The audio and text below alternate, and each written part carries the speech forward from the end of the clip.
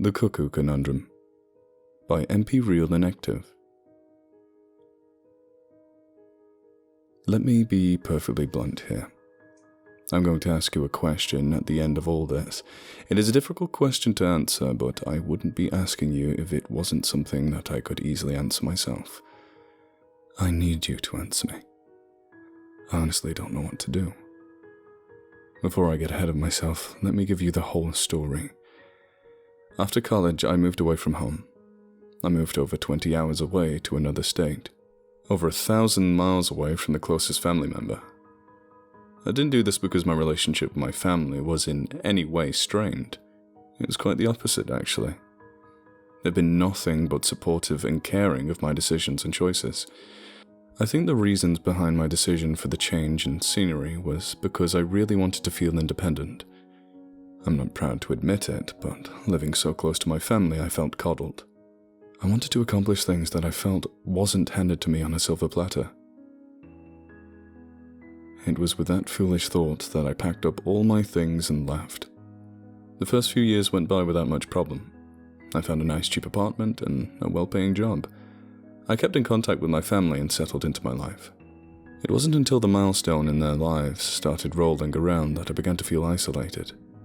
My brother graduated college and I couldn't attend because I was working. My mother and father celebrated their 40th wedding anniversary and I wasn't able to congratulate them at their celebratory dinner because I was 1,000 miles away. I think the real final straw that proved too much for the camel's back was my sister's pregnancy and the birth of my nephew. I was working when I got the text. I don't think it was the fact that I got the good news a few hours later than most. I think it was the fact that I received a text and not a call. It felt impersonal. It was like uploading some life news onto Facebook as opposed to calling someone and letting them know personally. For the first time, I really felt left out and excluded from the family. This was the moment where I truly began to wonder if I had made the right choice in deciding to move so far away from them. One of the gifts my sister received during her baby shower was a baby monitor we all chipped in on. It was one of the top line. The thing even had a webcam built into it. With the correct password, you could get a live feed of the nursery. I wasn't a big fan of the concept, but my sister was extremely enthused about the prospect of being able to share these moments with our family and friends. Within the first couple of weeks of the baby's birth, the password had been circulated to all our family and close friends. I never really used the password to look at the live feed for the first couple of months. My sister inundated us with enough cute photos, videos, and stories that I didn't feel like it was necessary. Some part of me still saw the concept of putting a streaming feed from the webcam on the internet as slightly distressing. I didn't really like the idea of looking in on my sister and husband trying to calm their fussy baby in the middle of the night, and I liked the idea less that someone else might stumble across the feed and be looking in on their home without their permission. To me, it felt sort of a violation of their privacy. Like I said, for the first few months, I didn't use the webcam feature of the baby monitor. It wasn't until I started to have a rough patch at work that I began to get more pensive about my life choices up to that point. I also started to have some pretty severe bouts of insomnia. After a couple of weeks of tossing and turning for hours on end, I relented and went to see a doctor. The doctor ran a few tests, but came up with no real, reasonable explanation. I slowly found myself becoming a night owl due to my inability to sleep. It was around this time I started checking in on the live feed. At first, I tried to use my sleepless nights trying to be productive. I read books, watched classic movies, and did other things that I typically couldn't find the time to do in my day-to-day life. After a few weeks, I'd read the books and seen the movies I'd wanted to and now had very little to do. At 3 or 4 in the morning, you'd be surprised how little there is to do. All of my friends had gone to bed and there was no one to talk to. It was during these bouts of insomnia that I began checking out the feed. This may seem like an odd thing to say, but watching something so small and precious sleeping so contently really can set your mind at ease. The problems I was facing at work and my sense of isolation from my family began to drift away as I watched that little bundle sleep so peacefully. It became a staple of my late nights when I was up and couldn't sleep. I would listen to music, read a little, and check in on my nephew. A few times I even managed to drift off in front of the computer whilst watching the webcam feed. I can't tell you when I first saw the thing. I think it was about after a month of dealing with my inability to sleep. It was a night like any other. I got off work, watched some movie on the TV, and turned on the feed. It must have been an hour or so later when I was drifting off that I saw it. The baby was sleeping soundly. The webcam was placed at the head of the cradle so you could see the inside of the cradle and a little bit of the wall. There was no sound on the webcam, but the baby had shifted slightly, as if something had disturbed it in its sleep. It was only there for a split second, long enough to register, but short enough to be passed off as a trick of the eyes. I could have sworn that I saw a head poke up, look through the bars of the cradle, before dropping below the line of sight of the camera. It was only for half a second, and I was in the midst of drifting off when that happened. I rubbed the sleep out of my eyes and focused on the screen for the next 10 minutes, trying to catch a glimpse of whatever I'd seen. But nothing happened or came into view other than the sleeping child. I scanned the screen for a couple more minutes, unsure of what I had seen. I chalked it all up to a trick of the mind and went to bed. By the time I woke up the next morning, I was certain that what I had thought I'd seen was nothing more than my sleep-deprived brain messing with me after a long day. I went about my day like usual.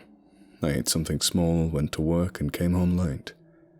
I am fairly certain that the stress I was experiencing at work was what contributed to my inability to sleep at night. I signed onto the webcam and watched the feed. I thought for a moment about what I had seen last night, but I brushed it off. I didn't think about what I had seen that night until about a week later when it made a reappearance. I'd been out drinking with some friends from work. We drank a little more than we should have, but luckily the bar was within walking distance of my place. I drunkenly stumbled home and sat down in front of my computer. I wasn't yet ready for bed. Frankly, the idea of laying in bed and feeling the world shift and tilt around me wasn't a very appealing prospect. I checked my email, and without putting much thought into it, I signed on to the baby monitor feed. It was then that I caught my first true sight of the thing. The camera flicked on just as it was crawling across the wall opposite the baby's crib. It was a small, ashen-colored thing. Its limbs were spindly and terminated in a weird mass of follicles, which it used to adhere to the wall. It moved slow, as if wary not to make any sounds. It was about 3 feet long, and its skin, if you can call it that, looked smooth, but on its torso it had bumpy, ripped protrusions. I think the most eloquent way I can describe it is it looked like something that would creep out of one of H.R. Geiger's wet dreams. I immediately panicked and called my sister. There was something in the baby's room. I watched it on the screen as the thing swiveled its head in the direction of my sister's room. It must have heard what I could not from the feed. The cell phone ringing. It skittered across the wall and vanished off screen. My sister groggily answered the phone, nonplussed about being woken up once the baby had been successfully put to bed. She immediately knew I was drunk from the slurring of my words and was about to hang up when she caught my words. Something's in the baby's room. I heard her shaking her husband up and sending him down to check. I had her hand him the phone before he went to check. I watched as the door creaked open on the webcam feed. I told him to look around the wall or possibly under the crib. He checked but found no trace of anything. When I asked him if there was anything near the foot of the crib, he shrugged and told me that there was a vent, but seemed hesitant to believe that there could be anything there. My brother-in-law put my sister back on the line, who now seemed aggravated at being woken up so late in the night. I lied and told her that I was certain that I had seen a rat crawling near her crib. I had to lie to her. If I told her the truth, she would think I'd gone off my rocker. She agreed to find some way to seal off the vent just in case there was a rodent. I spent the rest of my night watching the baby sleep. The thing didn't make another appearance that night. I decided that my only recourse was to catch the thing in the act and get some photographic evidence. That was the only way I could get them to believe me and possibly get my nephew to safety. As it was the weekend, I had a little more freedom in my schedule. I slept during the day and stayed up at night so I could monitor the baby. I kept my phone right next to me and my fingers were on the keyboard so I could take a screenshot in an instant that thing made an appearance. I spent a few nights watching the baby monitor without any strange occurrences. The weekend passed, and I took the day off work so I could stay vigilant. The thing didn't show up that night again either. I took the next day off, much to my boss's chagrin. I saw nothing that night either. When I called again to take another day off to sleep, my boss fired me. It didn't matter. I would catch the thing and keep my nephew safe. I started to doubt my sanity after a few more nights. Had I really seen something, or was I having some sort of mental breakdown? Was I coming apart at the seams? I didn't spend a lot of time doubting myself before the fiend made its final appearance. To be honest, I wish I could have spent the rest of my life doubting my sanity, as opposed to having my sanity reaffirmed by the grotesque reappearance of that fiend. I was struggling to stay awake. It was around 4 in the morning when the fiend finally appeared. I watched in shock as its slender, spider-esque limb came into view through the bars of the baby's crib. It hoisted itself onto the rim of the cradle and started staring at the sleeping baby. I was unable to look away from it. Its face was similar to a human's, but it was lacking a nose and appeared more tapered. My macabre fascination was broken the second it skittered down into the cradle with my nephew. I grabbed my cell phone and frantically looked for my sister's number. I selected call and looked back up at the screen. Now it was poised like a spider waiting to descend on something caught in its web. The phone was ringing. Its appendages worked and worried at its chest. The membrane tore and sloughed off, exposing a pulsating mass underneath. Why wasn't she answering? I saw something in the fiend's chest worming and writhing its way free. Just before it dropped down onto my nephew, I realized why my sister wasn't answering. She had muted her phone so she could get a full night's sleep. The worm freed itself from the fiend's chest cavity and dropped onto my nephew's chest. He awoke and started to squall, but it was too late. The larval mass had been looking for an opening, and it found it. My nephew screamed and shrieked as the worm worked its way into his mouth and slid down his esophagus. The fiend looked up, and for a split second, its eyes met mine through the webcam, and in that singular moment, I had never felt so impotent in my life.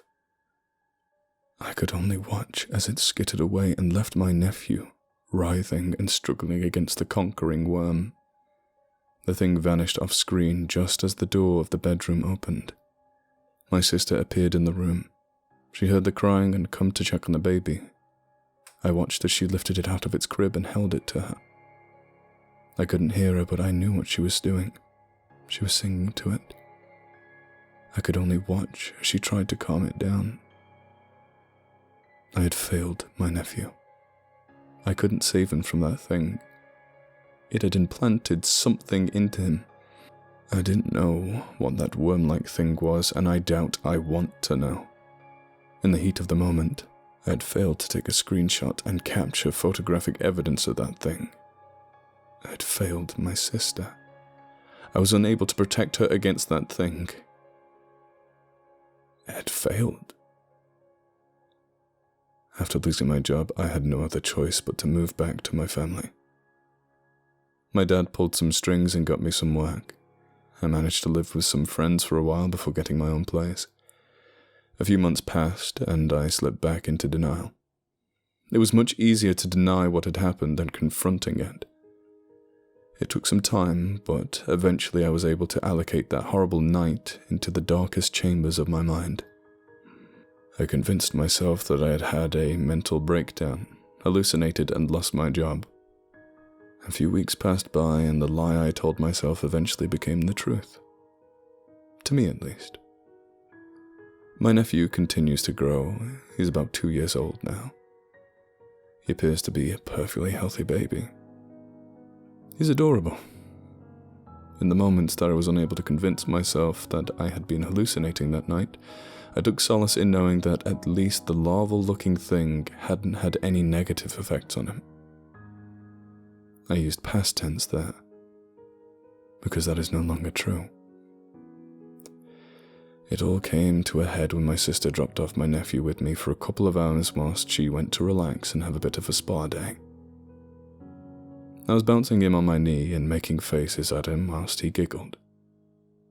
It was then, whilst we were face to face, that it happened. He blinked, and a nictitating membrane slid across his eye. The almost amphibian, horrendous hole drew across his eye, and I could have sworn that I saw something sliding and displacing the skin around his chest. It looked like he had a snake slithering around under his skin, burrowing around in his flesh. Reed warbler cuckoo. The common cuckoo. I've spent the past few hours typing this, and the whole time I can only think of the common cuckoo. You see, the common cuckoo rarely raises its own. It instead opts to slip into another bird's nest and lay its eggs. Once it hatches, the infant cuckoo knocks its surrogate brothers and sisters out of the nest, and the unsuspecting surrogate parents are left to feed and sustain the invading imposter. I can now only think of how that thing has, in a sense, laid its egg and left my sister and her husband to take care of its progeny. Now onto the question I need to ask you. I spent the past couple of hours thinking about what to do with the changeling. It's not my sister's child, not anymore. It's not my nephew. It is the thing that killed my nephew. It is the thing that will grow up to implant and kill other people's children. Jesus, I can't believe I'm typing this. I have to kill it, don't I? I can't let it reach maturity and propagate more of its fiendish ilk. Who knows how many of these creatures are out there doing this atrocious thing to other families, imitating the lives they have stolen to sustain themselves. Now onto the question I have to ask you. Am I crazy? This can't be real. There is no way something like this can happen. Please tell me I've snapped. Please tell me that all of this is a product of my demented mind and that I have completely lost it. Please tell me I don't have to do what I'm thinking of doing with this pillow that is right next to me. Please tell me that I don't have to smother my nephew. Please tell me. What the hell do I do? Please.